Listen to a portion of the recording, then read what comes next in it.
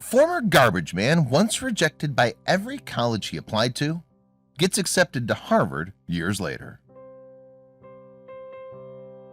Some people believe that the only limitations that prevent one's success are those that are self-imposed, that you can achieve whatever you believe is possible with focus and dedication. Those people usually go far in life. This is the kind of vision that got Rehan Staton, a former garbage collector, into Harvard, one of the most prestigious educational institutions in the world. The 24-year-old from Bowie, Maryland, has always set his goals high, but achieving those goals wasn't always the easiest. Staton's mother left the family when he was just 8, leaving his father to raise him and his brother alone.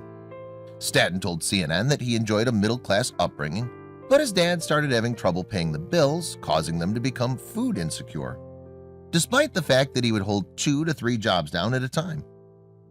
"I wasn't eating meals every day, and my dad was working all the time," Staton told CNN. "Sometimes there'd be no electricity at home." After being ostracized by other family members for their situation, Staton put his focus on athletics, martial arts training, and boxing. Academics were a different story. A teacher recommended Staton be placed in remedial classes, but Staton's father refused. Staton's father ended up meeting an aerospace engineer at a community center who offered to tutor Staton for free for the rest of the school year. "I ended up getting on the honor roll the rest of that year," Staton said. "The same teacher who suggested I be placed in special education actually wrote my dad an apology note." Staton set his sights on becoming a professional boxer while also working on his academics.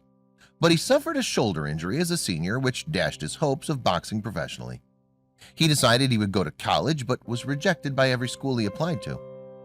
"That ended up just not working in my favor," Staton said. "So I ended up going to work as a garbage man. It was the first time in my life people were lifting me up for the sake of lifting me up and not because I was good at sports."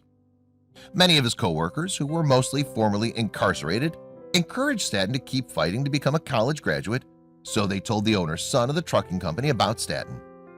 Brent Bates, the owner's son, decided to take Staton under his wing and bring him to meet a professor at Bowie State University. He helped Staton get into college, where he ended up earning a 4.0 GPA. "I became the president of organizations. I was winning so many scholastic accolades, it was crazy." Now that he achieved this goal, Staton decided to set a higher one. He says that being a sanitation worker is exactly what helped him to see his worth and shoot for the stars.